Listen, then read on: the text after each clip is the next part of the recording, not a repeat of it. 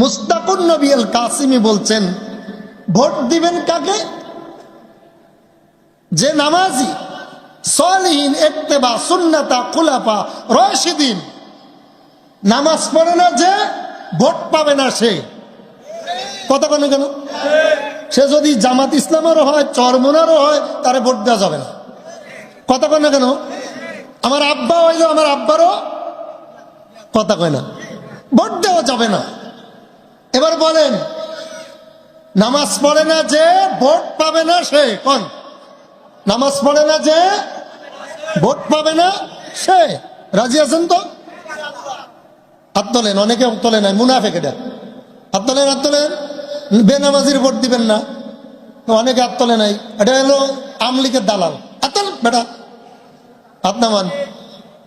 আলহামদুলিল্লাহ কোন? আচ্ছা এবার বলেন, আমি কি কোনো পক্ষপাতী কথা বললাম? কথা কেন কেন? যে নামাজ তারে ভোট দিবেন, যে দাঁড়ায় দাঁড়ায় মতে তারে ভোট দেওয়া যাবে না। ঠিক আছে। 2 নম্বরে, যে সলিহীন, সলিহীনকে ন্যায় বিচারক। কি বিচারক?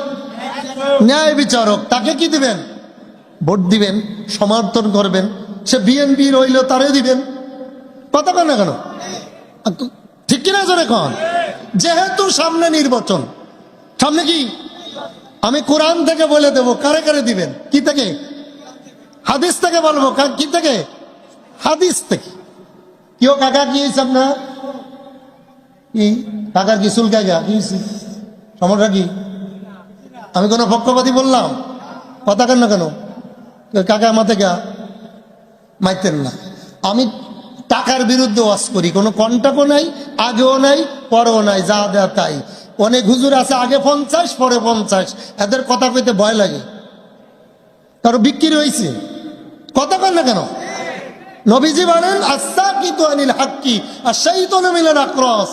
যে বুবা শয়তান, হক কথা বলে না, কিয়ামতের মাঠে জিহ্বা আগুনের কাছে কাটা হবে। ঠিক কিনা জোরে কন বন্ধুগণ? এজন্য রাসূল কারীম সাল্লাল্লাহু আলাইহি ওয়াসাল্লাম বলেন, ওয়াইজা কানা উমুরুকুম শিরারুকুম আগনিয়াকুম বুখালাউকুম উমুরুকুম ইলা নিসাইকুম। 4 শ্রেণীর লোক, 5 শ্রেণীর লোককে সমর্থন দেওয়া যাবে না। সেই 1 নম্বরে হলো, তোমরা দেখবা কিয়ামতের আগে মূর্খ লোক সমাজের নেতৃত্ব দেবে। ঠিক। পিছের তারা কথা কয় না কেন? কি লোক? কি লোক? কি লোক? মূর্খ লোক। নবীজি আমার বলেন, অশিক্ষিত, মূর্খ, চরিত্র নাই, লেখাপড়া নাই, 3 বার মুরগি চুরি করে ধরা খাইছে, সমাজের নেতৃত্ব দেবে। এটা কিয়ামতের 1 নম্বর আলামত। ঠিক কিনা? আপনাদের দিকে এমন নেতা নাই? আলহামদুলিল্লাহ, এমন নেতা আমাদের দিকে নাই। বন্ধুগণ, আল্লাহ রাসূল সাল্লাল্লাহু আলাইহি ওয়াসাল্লাম বলেন, বাল্লিগু আন্নী ওয়ালাউ আয়া। তোমাদের মাঝে ভালো কথা যদি কেউ জানো, অপরের কাছে পৌঁছায় দাও। সুবহানাল্লাহ কোন? এবার আসেন, আলোচনা শুরু হচ্ছে। আপনারা ধীর স্থির ভাবে আমার দিকে চান। আমি কুমিল্লাতে এসে আপনাদের এখানে কিলাকিলি লাগাইতে আসি নাই।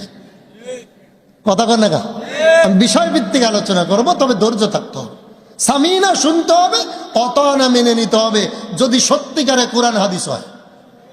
ঠিক কিনা জোরে কন বন্ধুগণ? এবার আসেন, আপনারা যে আসলেন, আমি কুমিল্লাতে আসলাম, আমাদের লাভ কি? শোনার দরকার আছে না? জোরে বলেন। কিরে ভাই, মাই গেলা কেডা রে? কিন্তু কোয়া কইলে ভাব বোঝা যায়, ঘটনা কি? সেট করতে পারছ না?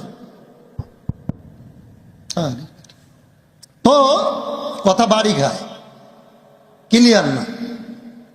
রাসূল কারীম সাল্লাল্লাহু আলাইহি ওয়াসাল্লাম উনার অনুপস্থিতিতে এক সাহাবী, নাম ছিল তার আবু দারদা রাদিয়াল্লাহু তাআলা। নাম কি? সবাই বলেন, মুখস্থ করে বাড়ি যাইবেন, তাহলে চার দোকানে বলবে, হুজুর প্রত্যেকটা আসছিল, রাজনীতি রস করে গেছে, তারেক জিয়ারে বাস দিয়ে গেছে। কথা কন না কেন? নাউজুবিল্লাহ খান। না না না, আল মুসলিম ও আকুল মুসলিম, তারেক জিয়াও আমার ভাই। কথা কন না কেন? এই জন্য খেয়াল দিয়ে না শুনলে বিপদ আছে না নাই? জোরে বলেন বন্ধুগণ। রাসূল করিম সাল্লাল্লাহু আলাইহি সাল্লাম অনুপস্থিতিতে উনাকে ইলম শিখাইছে। খায়রুকুম মান তাআল্লামাল কুরআনা ওয়া আল্লামাহু। রাসূল বলেন, দুই ব্যক্তি আমার কাছে উত্তম, যে ইলম শেখে অপরদেরকে শিখায়। এই যে আমার ভাই আব্দুর রহিম ভাই জাবালে নূর নামে একটা মাদ্রাসা ওখানে নতুন করে করতেছে। উদ্দেশ্য কি? ইলম শিখছি মানুষদেরকে কথা বলে কেন? তলাবুল ইলমি ফারিদাতুন আলা কুল্লি মুসলিমিনা ওয়াল মুসলিমাত। প্রত্যেক নর এবং নারীর ইলম শিক্ষা করা ফরজ। জোরে বলেন কি? আরো জোরে। ফরজ। কতটুক? মাওলানা হওয়া ফরজ না, বক্তা হওয়া ফরজ না, মুফতি হওয়া ফরজ না, হাফেজ হওয়া ফরজ না। এতটুক ফরজ যতটুক শিখে আপনি আমল করে কবরে যাইতে পারেন। ঠিক কিনা জোরে কোন? নবীজির সাহাবী নাম কি? আবু দারদা। আবু রাদিয়াল্লাহু তাআলা আন। আমি কিন্তু জিগাবো 1 ঘন্টা পরে, না পারলে 10,000 টাকা জরিমানা। নবীজির সাহাবীর নাম কি? আবু দারদা। মদিনা থেকে 600 মাইল দূরে বসবাস করতেন। সেই জায়গার নাম ছিল দামেস্ক। নাম কি? দামেস্ক। এবার বলেন নবীজির সাহাবীর নাম কি? আবু দারদা। কত কিলোমিটার বসবাস করতেন? মদিনা থেকে 600 কিলোমিটার দূর। এক সাহাবী শুনলেন বা আবু দারদা শুনলেন আরেকজন শিখাইতেন, এমন মতন্তরে আসছে। উনি মদিনা থেকে হেঁটে হেঁটে কত মাইল দূর ভাই? আপনি আইছেন কয় মাইল দূর থেকে? 1 মাইল, আধা মাইল, 2 মাইল, ঠিক কিনা? আমি কুমিল্লা থেকে আসছি 350 মাইল, আর উনি হেঁটে, আমি গাড়িতে আসছি, হুন্ডায় আসছি, আর উনি হেঁটে গেছে কত মাইল? 650 মাইল। নবীজির সাহাবীর কাছে যে বলে, ওগো নবীর সাহাবী, আমি শুনেছি আপনি নাকি মানুষের দাঁড়ে দাঁড়ে ইলম শেখান। নবীজি বলেছেন, বাল্লিগু আন্নি ওয়ালাউ আয়া। যে শেখে এবং শিখায় আর একটা আয়াত জানলো অপরের কাছে পৌঁছায় দেয়, এই কথা শুনে আপনার দরবারে এসেছি। ওগো নবীজি বলেন দেখি, নবীর সাহাবী আবু দারদা, আমি ইলম শিখতে এসেছি, আমারে কিছু ইলম শিখান। আবু দারদা ডাক দিয়ে বলেন, রে সাহাবী শোনো, বুখারী শরীফের 1 নম্বর হাদিস, ইন্নামাল আমালু বিন্নিয়াত। তুমি যেহেতু নিয়াত করে ইলম শিখতে এসেছো, শিখতে এসে যখন ঘর থেকে কদম দিয়েছো, আমার আল্লাহ তাআলা তোমার জীবনের সব গুনাহ মাফ করে দিয়েছে। আরো জোরে খুশি না বাজার? কি গুনাহ? সগীরা গুনাহ। কি গুনাহ বাবা? সগীরা গুনাহ মাফ করে দিছে। কারণ আপনি হেঁটে হেঁটে কি শিখতে গেছেন? জোরে বলে ইলম।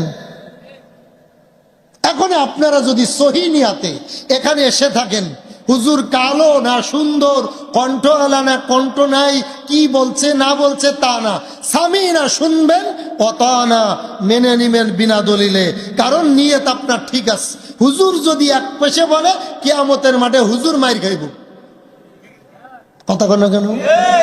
কারণ আল্লাহর কসম, কোরআন শপথ করে বলি, আমার আগে রিক্সা চালায়, ঠেলা গাড়ি চালায়, আমার আগে জান্নাতে যাবে যদি আমার